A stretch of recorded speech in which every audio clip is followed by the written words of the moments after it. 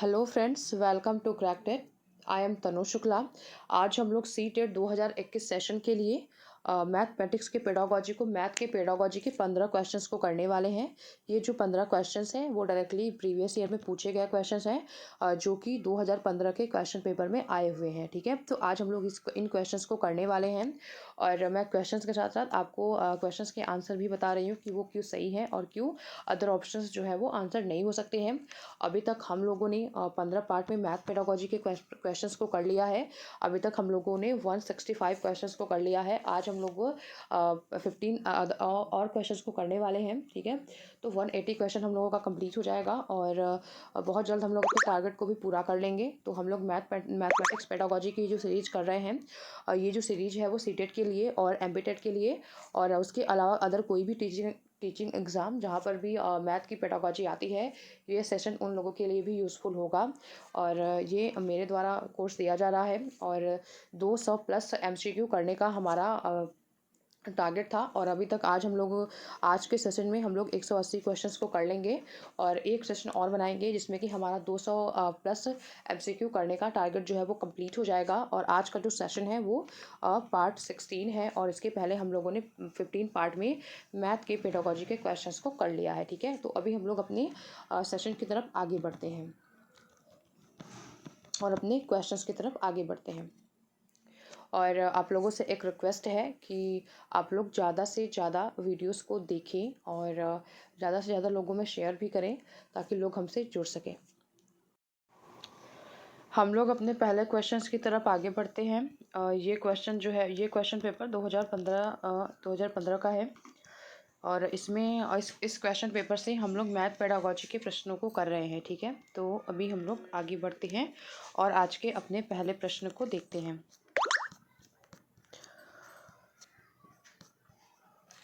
हम लोग math pedagogy के क्वेश्चंस को करने वाले हैं। तो ये ऊपर कंटेंट का क्वेश्चन दिया गया है। 45 से यहाँ से स्टार्ट है, 46 से यहाँ से स्टार्ट है। तो मैथ पेडागोजी के जो आज का जो पहला प्रश्न है, हम लोग देखते हैं मैथ पेडागोजी का आज जो पहला क्वेश्चन है, हम लोग पहले उसको देखते हैं कि राष्ट्रीय पाठ्यचर्या की रूपरेखा 2005 एनसीएफ 2005 से ये क्वेश्चन पूछा गया है। जो पहला क्वेश्चन है वो एनसीएफ 2005 से है।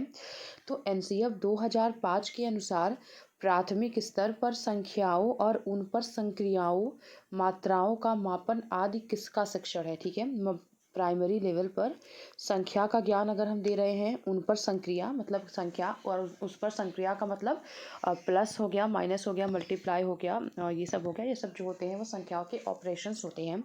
और मात्राओं का मापन मतलब मेजरमेंट के बारे में हमें बच्चों को ज्ञान देना है।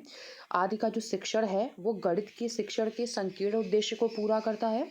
मुझे लगता है ये क्वेश्चन तो सभी लोगों ने अभी तक कर लिया होगा, क्योंकि ये क्वेश्चन मैंने पहले भी पढ़ाया था, लेकिन उस समय मैंने ईयर वाइज नहीं कराया था, लेकिन मैंने ये क्वेश्चन पहले करा दिया है। लेकिन फिर भी मैं यहाँ पे बता रही हूँ आप लोगों को कि इसका जो हमारा आंसर बनेगा वो ए बनेगा कि ये गणित की संकीर्ण उद्देश्यों को पूरा करता है। प्राइमरी लेवल पे एनसीएफ के अकॉर्डिंग अगर हम संख्या और संख्या के ऑपरेशंस के बारे में बताते हैं, ऑपरेशन का मतलब है कि प्लस माइनस मल्टीप्लाई और डिवाइड हो गया। उसके अलावा परसेंटेज अगर हम पढ़ा रहे हों या फिर हम उनको अनुपात पढ़ा रहे हो या फिर हम उन्हें किसी तरह का भी कोई भी नॉलेज हम संख्याओं से रिलेटेड मतलब कि मैथमेटिकल ऑपरेशंस के बारे में अगर हम दे रहे हैं, तो वो सब जो है वो गणित के संकीर्ण उद्देश्यों को पूरा करता है। ठीक है, गणित के संकीर्ण उद्देश्यों को पूरा करता है। तो ये ऑप्शन जो है यहाँ पे डायरेक्टली हमारा सही हो जाएगा।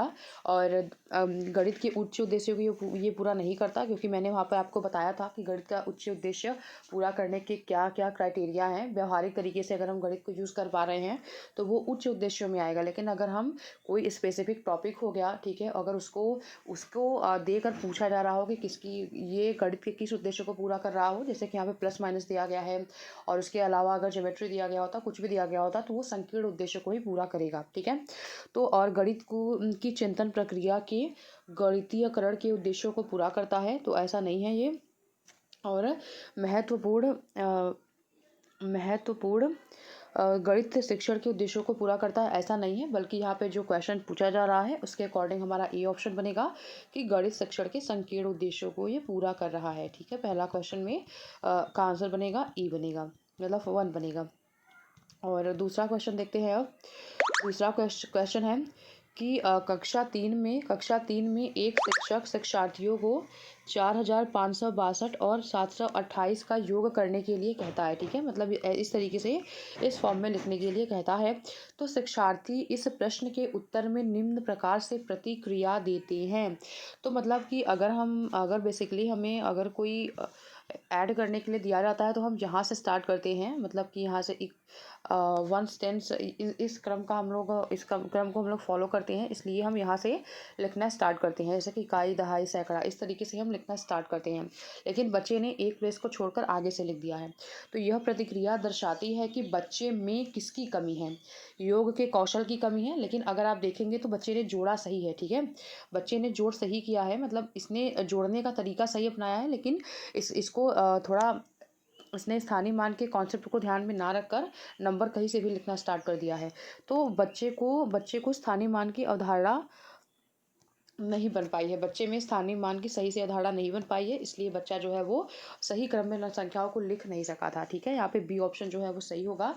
अगर इस तरीके का कोई भी बच्चा गलती कर रहा है जोड़ने में भी घटाने में भी, तो वो स्थानीय मान की अवधारणा में उसको प्रॉब्लम है, इसीलिए वो ऐसी गलतियाँ कर रहा है। ऐसा क्वेश्चन आपने देखा था कि 2018 में भी इस तरीके का एक क्वेश्चन जो है वो आया हुआ है। ऐसे क्वेश्चन सिचुएशन बेस्ड क्वेश्चन जो है सीटेट में आते हैं। और अगला क्वेश्चन है कि कक्षा 4 की पाठ्य पुस्तक से दी गई निम्नलिखित समस्याओं में से कौन सी बहुअनुशासनात्मक समस्या की ओर संकेत करती है। कौन सी बहुशासनात्मक संख्या की ओर संकेत करती है।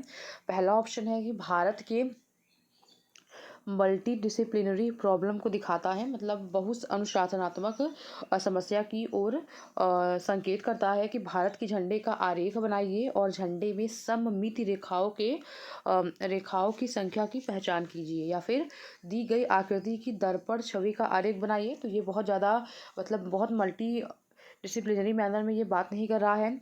और दी गई आकृति में कितनी सममित रेखाएं हैं, तो ये भी डायरेक्टली फैक्चुअल टाइप से क्वेश्चन हो गया। और दी गई ज्यामितीय आकृति में एक सममित रेखा खींचिए, तो ऐसा भी नहीं है, बल्कि यहाँ पे सिमेट्रिक लाइन खींचने के लिए कह रहा है। लेकिन जो यहाँ पे ए ऑप्शन है वो काफ़ी ब्रॉड सेंस में बातें कर रहा है कि भारत के झंडे का उसे आरेख बनाना है। जैसे कि अगर हमारा झंडा इस तरीके से आरेख झंडे का बनाना है उसे, झंडे का बनाइए और सममित रेखाओं मतलब सिमेट्रिक लाइन की संख्या की पहचान कीजिए कि इसमें कितनी सिमेट्रिक लाइन्स हैं। तो ये जो है वो बहु मल्टी डिसिप्लिनरी अप्रोच को फॉलो कर रहा है, बहु अनुशासनात्मक समस्या की ओर संकेत कर रहा है। ज़्यादा प्रैक्टिकल लाइफ से जुड़ा हुआ भी क्वेश्चन ऑप्शन ए है। अगर आपको ज़्यादा समझ में नहीं आ रहा है इस क्वेश्चन में, तो आप ये भी देख सकते हैं कि ज़्यादा प्रैक्टिकल लाइफ से जुड़ा हुआ ऑप्शन ए ही है। बच्चा जो है वो ज़्यादा अच्छे तरीके से यहाँ पे इंगेज होगा और उस क्वेश्चन का आंसर निकालने में इंटरेस्ट भी दिखाएगा। तो यहाँ पे ए ऑप्शन जो है वो डायरेक्टली हमारा सही हो रहा है। और अगला क्वेश्चन है आज का।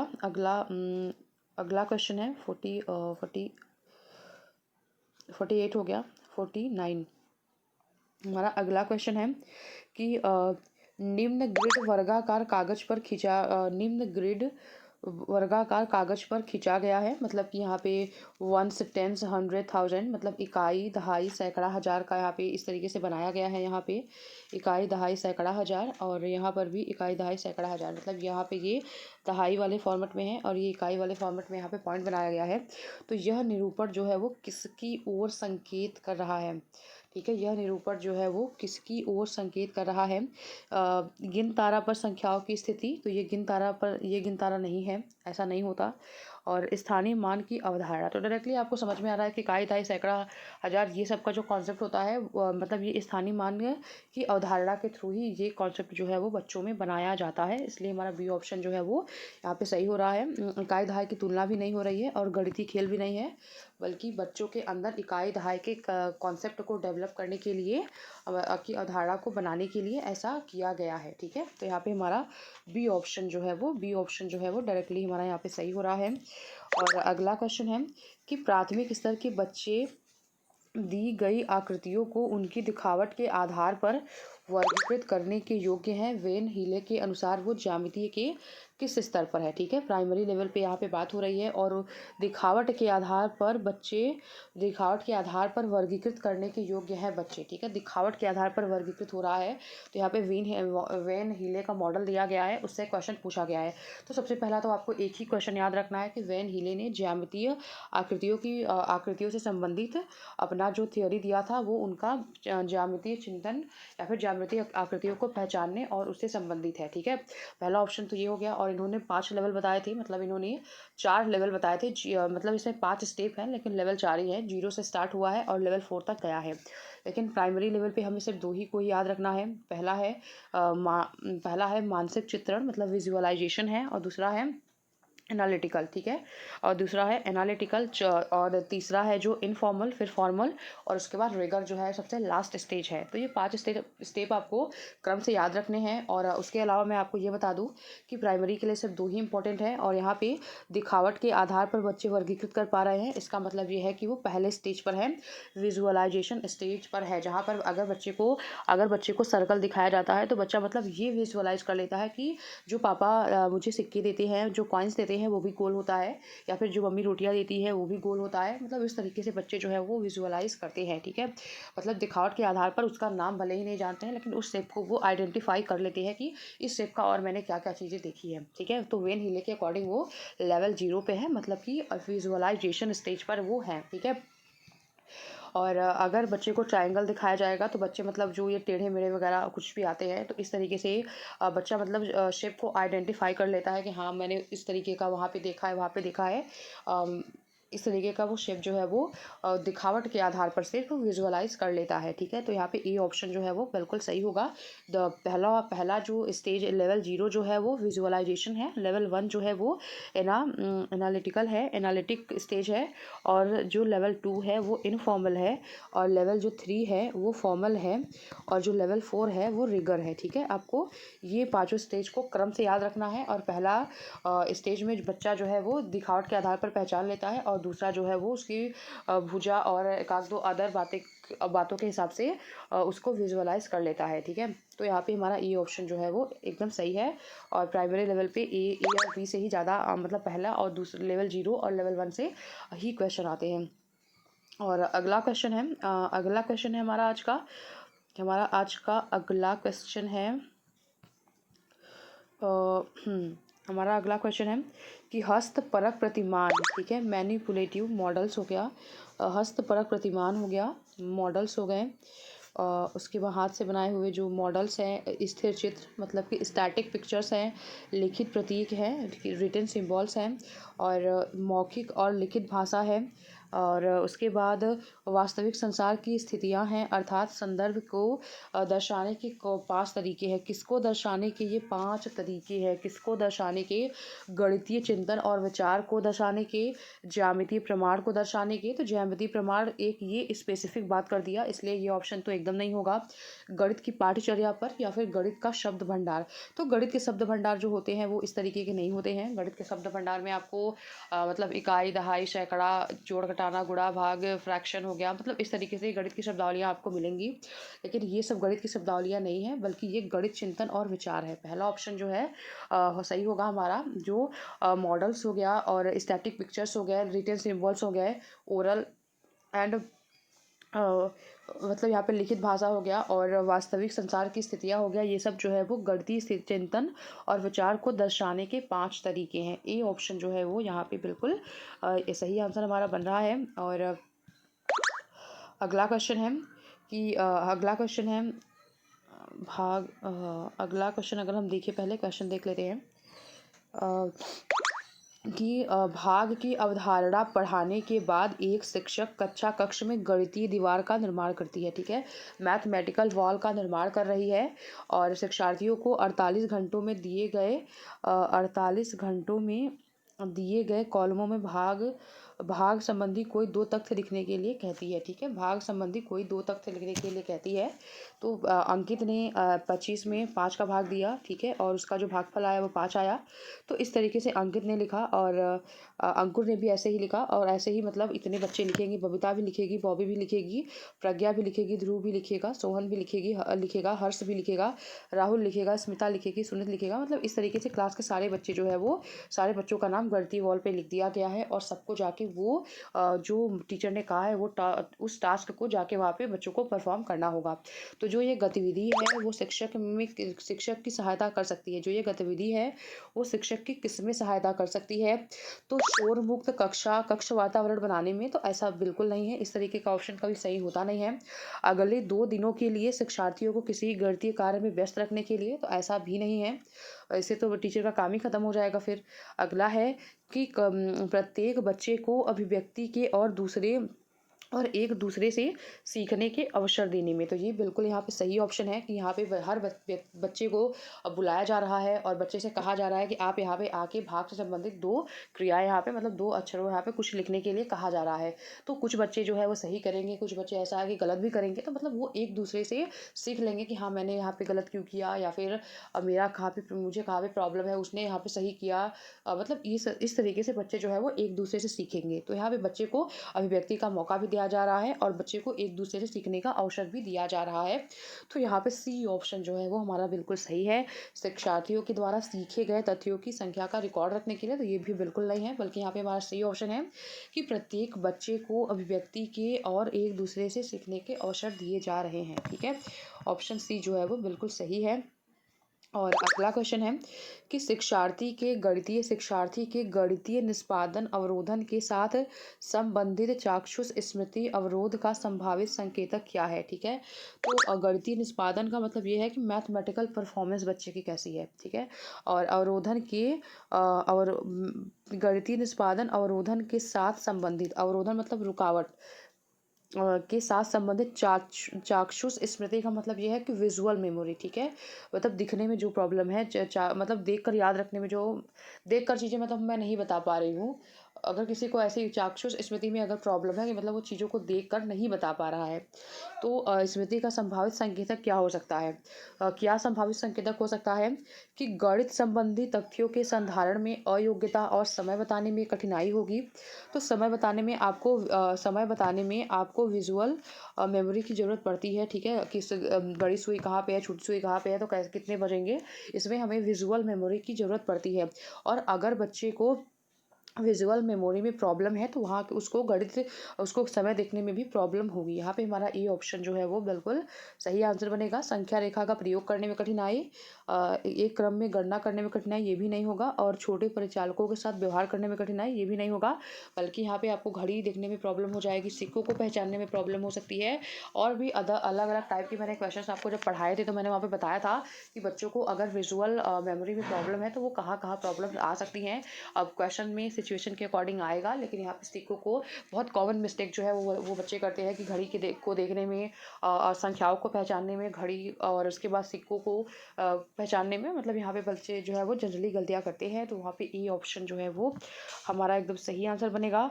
और अगला क्वेश्चन है कि एक शिक्षक जो है वो कक्षा 3 में निम्नलिखित कार्डों का वितरण करता है और बच्चों को समान आकृतियों का मिलान करने के लिए कहता है। एक शिक्षक जो है वो कक्षा 3 में निम्नलिखित कार्डों का वितरण करता है और बच्चों को समान आकृतियों का मिलान करने के लिए कहता है। ठीक है, तो यहाँ पे मतलब जैसे ये ट्रायंगल है, ये भी है ट्रायंगल। ठीक है, ये इस तरीके से है, तो ये इसको मिलान करने के लिए, मतलब इस तरीके से टीचर जो है बच्चों को मिलान करने के लिए कहती है। और आप लोगों ने बच्चों का मतलब बुक अगर देखा होगा तो इस तरीके के बहुत सारे आपको एग्जाम्पल वहाँ पे मिल जाते हैं। तो इस खेल का क्या उद्देश्य है? बच्चे को इस तरीके का जब टीचर खेल करा रही है तो इस खेल का जो है वो क्या उद्देश्य है? कि कक्ष के वातावरण को व्यस्त और आनंददायक बनाना। तो ऐसा तो बिल्कुल नहीं, मैंने आपको बताया कि व्यस्त बनाना, आनंददायक बनाना, शोर मुक्त बनाना, इस तरीके के ऑप्शंस जो है वो कभी सही होते नहीं हैं। और विभिन्न और विभिन्न अभिविन्यासों के समान आकृतियों की पहचान करने में बच्चों की मदद करना, ये हो सकता है। आँख और हाथ के समन्वय को बढ़ाना, ऐसा नहीं है। और समानता और सर्वांग समता की धारणा को विकसित कर रही है, तो ऐसा भी नहीं है। बल्कि यहाँ पे बी ऑप्शन जो है वो हमारा बिल्कुल सही है। यहाँ पे अगर हम देखें तो हमारा बी ऑप्शन जो है वो बिल्कुल सही आंसर बन रहा है। क्यों बन रहा है? यहाँ पे हमारा बी ऑप्शन जो है वो बिल्कुल सही आंसर बन रहा है। यहाँ पे कि help children to recognise same shapes in different orientation. मतलब अगर आप यहाँ पे देख रहे हैं कि मतलब ये शेप जो है, ये जो शेप है और ये शेप है, मतलब ये अलग अलग ओरिएंटेशन से अलग अलग तरीके से इसको दिखाया गया है। जैसे कि इसे यहाँ पे ये सीधा है, यहाँ पे इसको उल्टा करके दिखाया गया, इसका ओरिएंटेशन उल्टा कर दिया गया। इस तरीके से ये एकदम सीधा खड़ा हुआ है, लेकिन इसको यहाँ पे टेढ़ा कर दिया गया। मतलब बच्चे ये पहचान पाए कि अगर अगर ये ट्रायंगल ऐसे बना हुआ है, अगर और ये ट्रायंगल ऐसे अगर ये ट्रायंगल सीधा बना हुआ है और ये ट्रायंगल अगर हम उल्टा ट्रायंगल बना दें, ठीक है, अगर हम उल्टा ट्रायंगल बना दें, तो मतलब वो ये पहचान पाए कि ये दोनों आकृतियाँ जो है वो सेम है। ऐसा नहीं है कि मैंने उल्टा बना दिया तो वो गलत अलग हो गया, मतलब वो अलग हो गया आकृति, ऐसा नहीं है। बल्कि इसी बात को बच्चों को समझाने के लिए, मतलब कि एक पिक्चर को अलग अलग डायमेंशन से देखने के लिए, एक पिक्चर को अलग अलग ओरिएंटेशन से अलग अलग डायमेंशन से देखने के लिए ये टीचर जो है वो टास्क करा रही है। इसलिए हमारा बी ऑप्शन जो है वो बिल्कुल सही आंसर बन जाएगा। और अगला क्वेश्चन है कि जियो बोर्ड किसके शिक्षण का एक प्रभावी साधन है? जियो बोर्ड जो है वो किसके शिक्षण का एक प्रभावी साधन है? आधारभूत ज्यामितीय अवधारणा जैसे किरण, रेखा और कोण, या फिर ज्यामितीय आकृतियों और उनकी विशेषताओं को, या फिर द्विविमा और त्रिविमा आकृतियों में अंतर करना, या फिर सममिति की अवधारणाएं। जियो बोर्ड किसके शिक्षण का एक प्रभावी साधन हो सकता है? तो मैंने आपको पहले ही बताया था कि जो जियो बोर्ड है वो ज्यामितीय आकृतियों और उनकी विशेषताओं को पढ़ाने का एक अच्छा साधन है। ठीक है, उनकी आकृतियों और उनकी विशेषताओं को बताने का एक अच्छा साधन है। इसको कोड मतलब आप ज्यामितीय अवधारणा में, मतलब जैसे जियो बोर्ड है, ठीक है, उसमें आप कोड नहीं पता कर सकते हैं, लेकिन उसका शेप आप, मतलब उसमें ऐसे कील कील टाइप से बने रहते हैं, और आप जैसे उसमें शेप, बच्चों को शेप बता सकते हैं कि, और उसकी एक दो विशेषताओं को भी बता सकते हैं कि ट्रायंगल में 3 यहाँ पे भुजाएं होती हैं, रेक्टेंगल में 4 होती है। मतलब ये सब बातें आप बच्चों को जियो बोर्ड के माध्यम से बता सकते हैं। आप ए और बी में कंफ्यूज हो सकते थे, लेकिन मैं आपको बता दूं कि यहाँ पे बी ऑप्शन होगा कि ज्यामितीय आकृतियों और उनकी विशेषताओं के बारे में बताने के लिए। ठीक है, बी ऑप्शन जो है वो बिल्कुल यहाँ पे सही होगा। और अगला क्वेश्चन है कि गणितीय भाषा में कक्ष में गणितीय भाषा में निपुणता को निम्नलिखित क्रम में समस्याओं को प्रदर्शित करने के द्वारा बढ़ाया जा सकता है। रोजमर्रा की भाषा, गणितीयकरण स्थिति की भाषा, गणितीय समस्या की भाषा और प्रतीकात्मक भाषा। तो पहली बात तो मैंने आपको बताया था कि गणितीय समाधान की भाषा सबसे पहले कभी नहीं आ सकती, और प्रतीकात्मक भाषा सबसे लास्ट में आती है, इसलिए हमारा ये ऑप्शन भी आंसर नहीं होगा। रोजमर्रा की भाषा सबसे पहले आएगी। बच्चों के जो अनुभव हैं वो सबसे पहले आएंगे, तो रोजमर्रा की भाषा में बच्चों के अनुभव शामिल होंगे, तो ये सबसे पहले आएंगे। और प्रतीकात्मक भाषा जो है वो सबसे लास्ट में आएगी। तो दोनों ऑप्शन में ये दिया गया है। तो और देखते हैं कि गणितीय स्थिति की भाषा, मतलब गणितीय स्थिति मतलब कि मैथमेटाइज्ड सिचुएशन लैंग्वेज। तो यहाँ पे गणितीयकरण स्थिति की भाषा जो है वो सेकंड नंबर पे आएगी, और थर्ड नंबर पे गणितीय समस्या समाधान की भाषा आएगी, और चौथे नंबर पर प्रतीकात्मक भाषा आएगी। ठीक है, तो आपको सबसे पहले ये याद रखना है कि इस तरीके का अगर क्रम कभी भी लगाने के लिए देता है, तो सबसे पहले उस ऑप्शन को सबसे पहले रखना है जहाँ पे बच्चे के अनुभव शामिल होंगे, और सबसे लास्ट में सिम्बॉलिक लैंग्वेज को रखना है। सबसे लास्ट में सिम्बॉलिक लैंग्वेज को आपको रखना होगा। तो इतने ऑप्शन से भी आप आराम से क्वेश्चंस को सॉल्व कर सकते हैं, लेकिन यहाँ पे आप सॉल्व नहीं कर सकते थे। लेकिन गणितीय स्थिति की भाषा सेकंड पे आएगी, थर्ड नंबर पर गणितीय समस्या समाधान की भाषा आएगी, और चौथे नंबर पर प्रतीकात्मक भाषा जो है वो आएगी। यहाँ पे ए ऑप्शन जो है वो बिल्कुल सही ऑप्शन हो जाएगा। और गणित में प्रक्रमण संबंधी प्रवाह पूर्णता का अर्थ है। अगला क्वेश्चन है, गणित में प्रक्रमण संबंधी प्रवाह पूर्णता का अर्थ है नियमों, सूत्रों और कलन विधियों गणित का ज्ञान होना, परिशुद्धता, लचीलापन और निपुणता के साथ उनका क्रियान्वयन करना होता है। यहाँ पे डायरेक्टली क्वेश्चन पूछ रहा है कि गणित में लचीलेपन का क्या मतलब है। गणित में लचीलेपन का क्या मतलब है, ये क्वेश्चन भी मैंने आपको एक बार कराया हुआ है, लेकिन यहाँ पे ईयर वाइज में भी ये क्वेश्चन आपको मिल गया है। तो गणित में लचीलेपन का जो है क्या अर्थ होता है, अब ये क्वेश्चन जो है वो पूछा जा रहा है। गणित में लचीलेपन का क्या अर्थ है? समान प्रकरण प्रकरण से विभिन्न प्रकार की समस्याओं का समाधान करने की योग्यता, या फिर समान निपुणता के साथ अंकगणित और ज्यामितीय समस्याओं की अवधारणा की समस्याओं का समाधान करना। तो यहाँ पे ये तो एकदम नहीं होगा, क्योंकि ये स्पेसिफिक टर्म में बात कर रहा है, अंकगणित और ज्यामिति की सिर्फ बात कर रहा है। जबकि गणित में और भी अदर मतलब बीजगणित भी होता है, और अदर मतलब इसके पार्ट्स होते हैं, त्रिकोणमिति भी होता है, क्षेत्रमिति भी होता है। तो यहाँ पे ये ऑप्शन एकदम नहीं सही होगा। लचीलापन के बारे में अगर बात की जा रही है तो ये सारे फैक्टर में लचीलेपन यहाँ पे होंगे। और एक से अधिक उपागमों का प्रयोग करते हुए एक खास प्रकार की समस्या का समाधान करने की योग्यता। डायरेक्टली हमारा सी ऑप्शन जो है वो बिल्कुल सही होगा, क्योंकि कोई भी समस्या को सॉल्व करने के लिए कि एक ही तरीके से, जैसे कि टीचर ने बता दिया एक तरीका और आपको सिर्फ उसी तरीके से करना है, ऐसा नहीं होगा। बल्कि टीचर ने जो तरीका बताया है उससे हट के भी अगर आप कोई तरीका खोज लेते हैं, किस तरीके से उस क्वेश्चंस को सॉल्व कर रहे हैं, तो वो भी फ्लैक्सिबिलिटी के अंतर्गत ही आती है। तो एक से अधिक उपागम का प्रयोग करते हुए खास प्रकार की समस्या का समाधान करना, ये जो है वो बिल्कुल सही ऑप्शन हमारा बनेगा। सी ऑप्शन जो है वो बिल्कुल सही ऑप्शन हमारा बनेगा। लचीलेपन का गणित में मतलब यही होता है।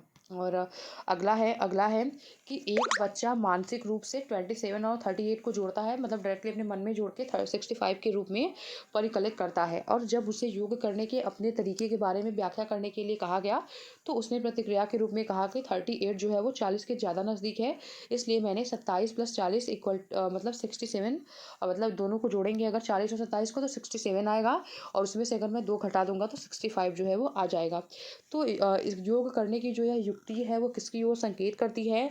प्रत्यक्ष प्रतिरूपण की है, डायरेक्ट मॉडलिंग की। तो ये डायरेक्ट मॉडलिंग का यहाँ पे यूज़ नहीं किया जा रहा है, रीग्रुपिंग भी नहीं की जा रही है, बल्कि यहाँ पे प्रतिकारी का यूज़ कर रहे हैं। इस तरीके से अगर हम कोई जोड़ कर फिर उसमें से घटा देते हैं, तो ये जो तरीका होता है वो प्रतिकारी या फिर कंपेंसेटिंग होता है। ठीक है, यहाँ पे हमारा सी ऑप्शन जो है वो एकदम सही आंसर है।